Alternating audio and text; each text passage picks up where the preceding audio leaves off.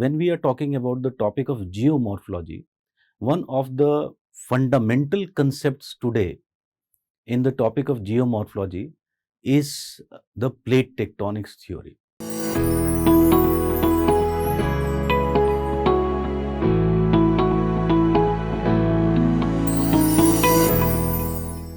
Okay, friends, so let us further see how the NCERT summary notes, how they are going to be useful for you in the preparation. And being geography teacher, essentially I will be using the geography NCERT. So in the last lecture, we saw how the topic of interior of Earth was so much useful with respect to what we need to know and what essentially can be direct relevance and the indirect relevance. So let us continue that series and let us further look into some other chapters of how they will be very useful. So for example, you must be aware that when we are talking about the topic of geomorphology, one of the fundamental concepts today in the topic of geomorphology is the plate tectonics theory. So, if you talk about the plate tectonics theory, it is the present paradigm in the study of geomorphology, and it explains all about the interior forces, that is the interior phenomena which are taking place, the interior processes, what we call them as the endogenetic process. So, it explains the origin and essence of these endogenetic processes. So, again, understanding of the plate tectonics and the concepts related with this, the plate tectonics, is essential to understand several other topics, whether it is mountain building, whether if you talk about earthquakes, whether you talk about volcanism, or whether you talk about isostasis. So, all of these are in turn related with the understanding of the plate tectonics theory. So, let us see how this NCERT, the chapter on plate tectonics theory, which is in the NCERT named as the distribution of oceans and continents, is going to be very, very useful for us. So, like we did in the previous lecture, here also we'll let us chart out first what we expect should be found. So, we should find that when I in the class, for example, teach plate tectonics theory, I always take the beginning point.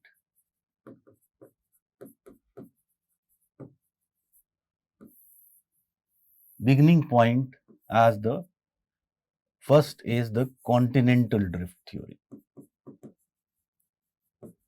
Continental drift theory. I always take it as the beginning point.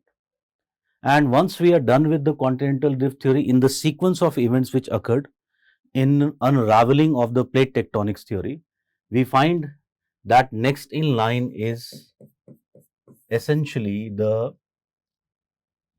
post drift studies, and then we move on to the plate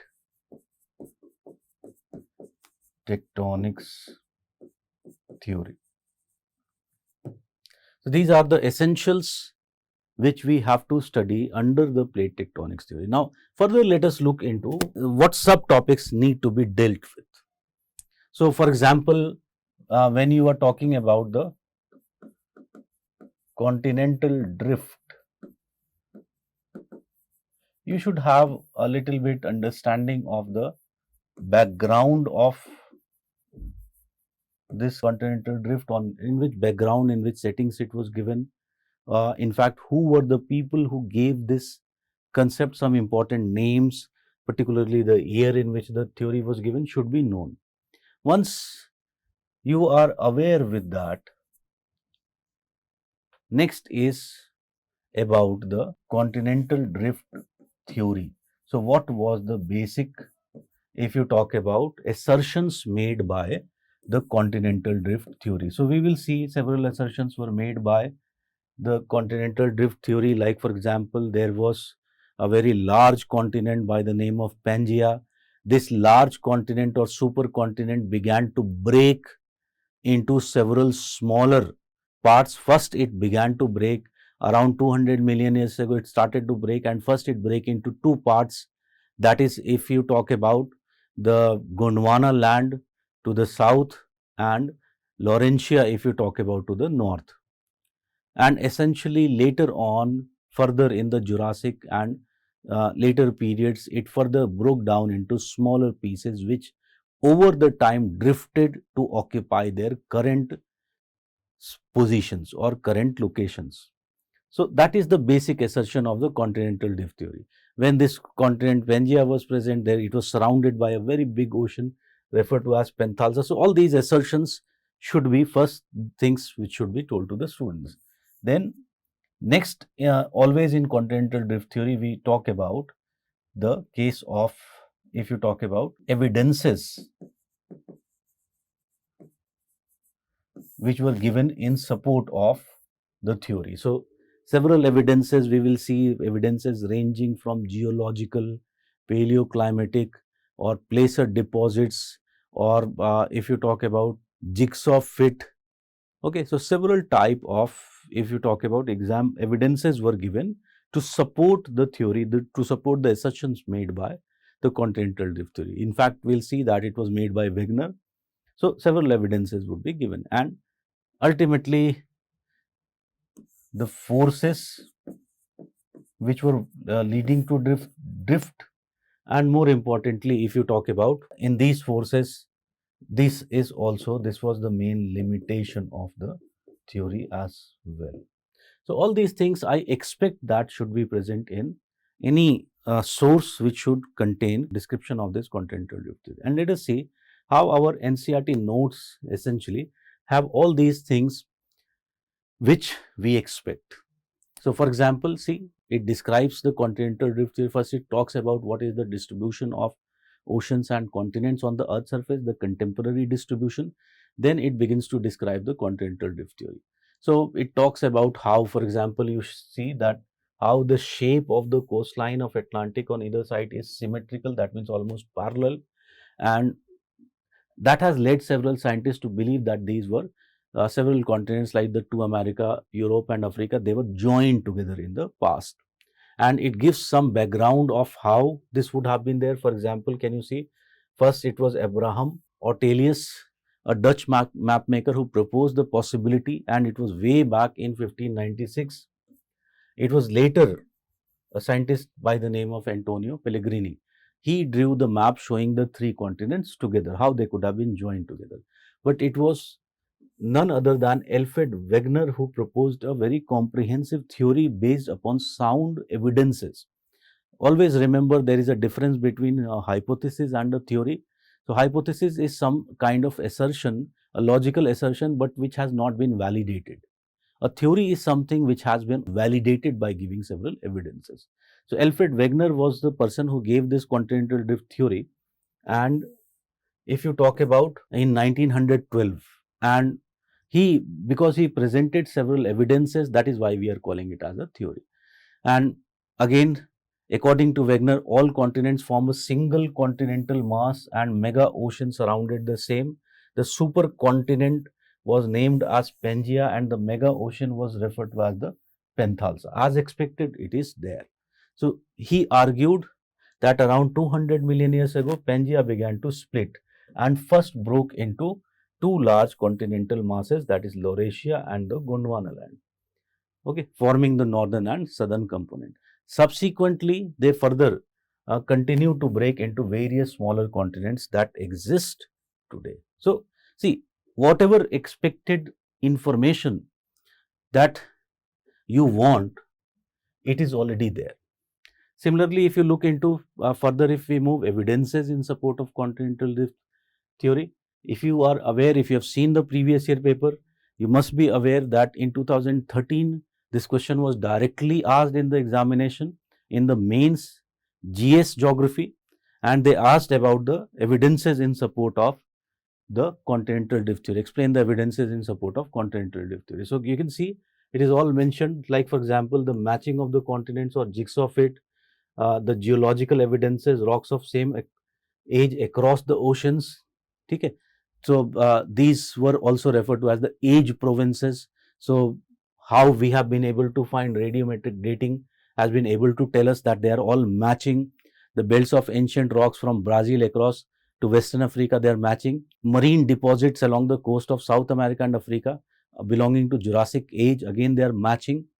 Okay. Similarly, it talks about other geological evidences like the presence of till deposits. Till is a deposition which is made by the glaciers.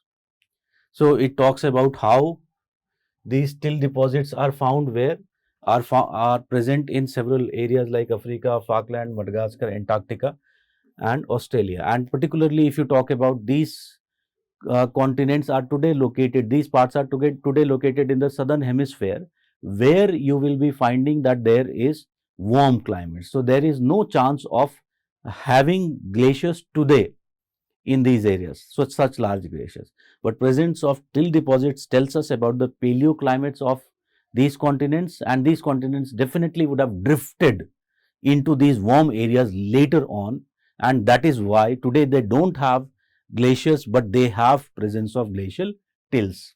So again, this till deposits evidences are given. Placer deposits evidences. Placer deposits are the deposits which are done by the rivers. So again, like gold deposits found on the Ghana coast are very similar to, or their source. For example, if a river is coming and bringing lots of sediments, suppose the river is bringing gold. In India also, you must be aware that there is Son river, Sona river, several rivers in Kerala, several puzas or rivers, they are bringing gold. So they will be bringing gold from some source area. So we find that in the rivers of Ghana, there is alluvial gold found, but the source rocks are not found. Where they find? They are finding in Brazil. So again, placer deposits. Similarly, the distribution of fossils, how several fossils are distributed across the southern continents. Fossils of, for example, can you see lemurs, Mesosaurus?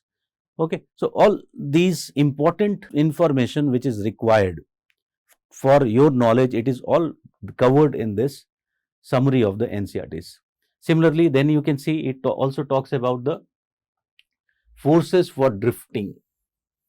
So it talks about how polar fleeing force and the tidal forces were responsible, which were talked about by Wegener as the forces responsible for bringing this continental drift. So when we'll be in the class, we'll talk about how this is also essentially one of the main shortcomings of the theory of the continental drift. So suppose there is a question in the examination, critically examine the continental drift theory. So again, there the criticism part is also written here in this NCERT. So again, you can see with respect to the continental drift, there is sufficient material which you all need to know from the perspective of examination. And most importantly, if you see all of it written in a very systematic manner in point form, which is easy to read and also easy to remember. Very importantly, it will be very useful for you for fast revision. Similarly, let us see next, if I think about the post drift studies, what all things I will expect from the post drift studies.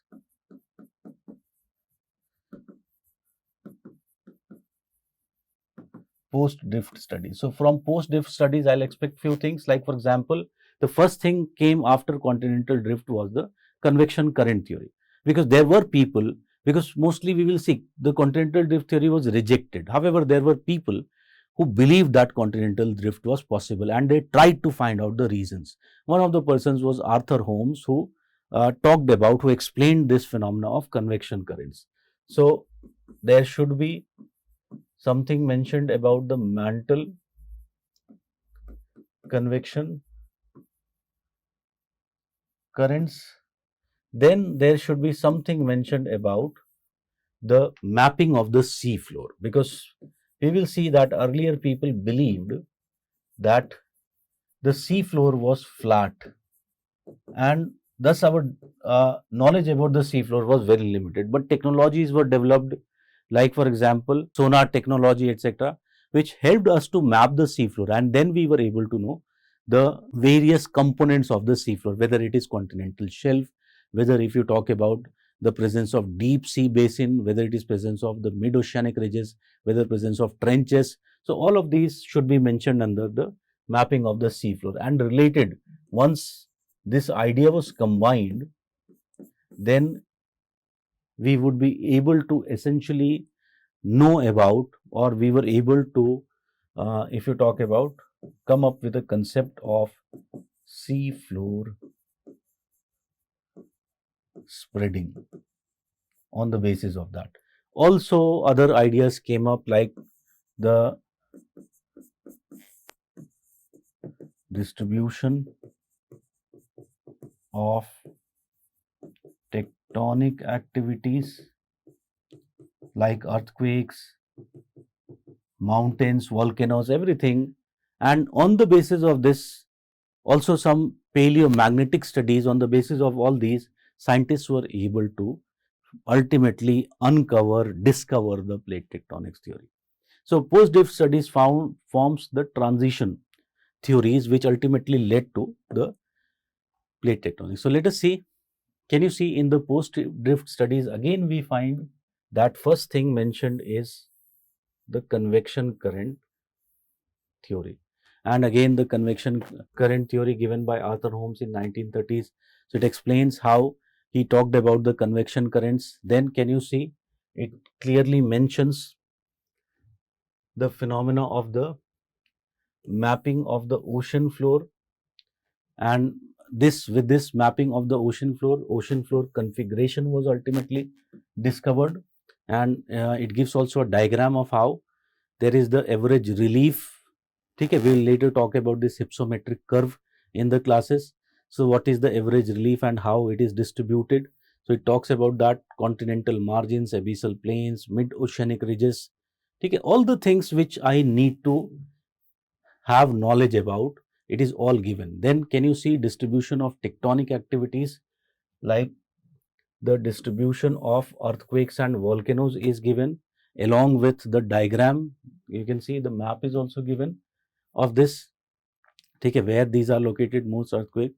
And ultimately on the basis of that, how the scientists came up with the basic idea of the concept of seafloor spreading. So again, within seafloor spreading, it should explain how the plates are subducting, oceanic plates are subducting at one place and they are being created at one place, that is the mid-oceanic ridges. Subduction takes place at the trenches. So it explains this as well. All the information, relevant information related with the seafloor spreading again is given here in this NCERT, and it very well explains with diagram how, can you see, how this seafloor spreading is taking place. Again, it also talks about the people, that some important names which we should be aware about. For example, it is Hess, Harry Hess, who essentially gave this concept of the seafloor spreading. Okay, so it explains properly, very well, what is essentially your seafloor spreading. Okay, and then finally it reaches to the idea of plate tectonics theory. Okay, now again, when it comes to the plate tectonics theory, what do I expect to have knowledge about in the plate tectonics theory? So let us see, plate tectonics theory, I should have some knowledge about the background, who were the people who formulated this theory, etc. I should have knowledge about the plates, the major plates, the minor plates, what are lithospheric plates. Okay, then I should be aware about the plate boundaries.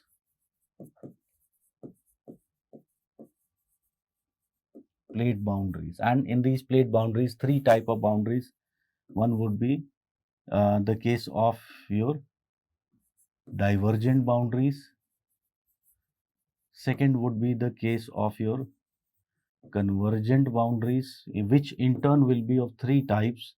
If you talk about ocean convergence, ocean continent convergence, and continent continent convergence. And clearly we will be finding that there will be another of the plate boundaries, which we call it as the transform plate boundaries. Okay, so again, that is what I expect. Then other things like the case of rate of plate movement should be mentioned, and there should be essentially mention of the forces responsible for the plate tectonics. So all these, I expect that a student should know the basic informations. He should be aware, he or she should be aware about all this under plate tectonics theory. So when such a student sits in the class, he will be able to better appreciate what is being taught in the classes. So again, you see here it talks about the plate tectonics theory. In 1967, it was Mackenzie, Parker and Morgan independently collected available ideas and came out with the concept of plate tectonics. So it then talks about a tectonic plate or a lithospheric plate. What it is a massive irregularly shaped slab of solid rocks, generally composed of both continental and oceanic lithosphere. Okay, so all the important information which should be mentioned, like for example, composed of both continental and oceanic lithosphere, very important, and we will later see all major plates are made up of both the material, continental as well as oceanic. It is only one major plate, that is the Pacific plate, which is entirely made up of oceanic material. And it talks about how plates are floating over the asthenosphere. Okay? And it talks about these plates, then it talks about some minor plates, major plates, it mentions. Okay? And then it talks about how they have been moving, how they have made the movement of these plates have made the continental drift possible, and how this drifting, you can see with diagrams it is given, how driftings have taken place. There is a separate, can you see a full column related with the major and minor plate description, and very importantly it comes with a diagram showing also the major boundaries which are there, all the three type of boundaries. It is very well structured notes, can you see. And then it talks about the type of plate boundaries. So it talks about what are divergent boundaries, what are convergent boundaries, and even in convergent boundaries it talks about there are three types. It talks about that there is transform boundaries. Then can you see, as I told you, there should be rates of plate movement, so with what rate they are moving. Okay? And again, forces of plate movement, which are the main forces which are moving the plate. So everything which is essentially which we require to have a base about the topic, it is all mentioned. And as I told you, there is two relevances, direct, so many facts and informations which can be directly asked in the examination, plus it creates the base which you require to have if you are attending the classes for UPSC. Then it will be so much easier becoming for you to understand these concepts. In fact, it goes beyond and also particularly describes the Indian plate, which you can understand is very, very significant for our purpose, because once you understand the Indian plate, then you are better able to appreciate what features are there in the Indian plate, how Himalayas was formed, what are the features in the peninsula when it was moving. Okay? So everything is there in this NCERT, as I told you, which you require to have two things: direct knowledge about several facts and figures you'll get from here, and very importantly, it will prepare you for the further classes. So hope this discussion was useful to you. We'll meet in the next discussion. Again, we'll talk about we'll take some other chapter from this NCERT and we'll see that what we expect and whether this NCERT summary fulfills our expectations or not. So goodbye till then we'll meet again. Bye.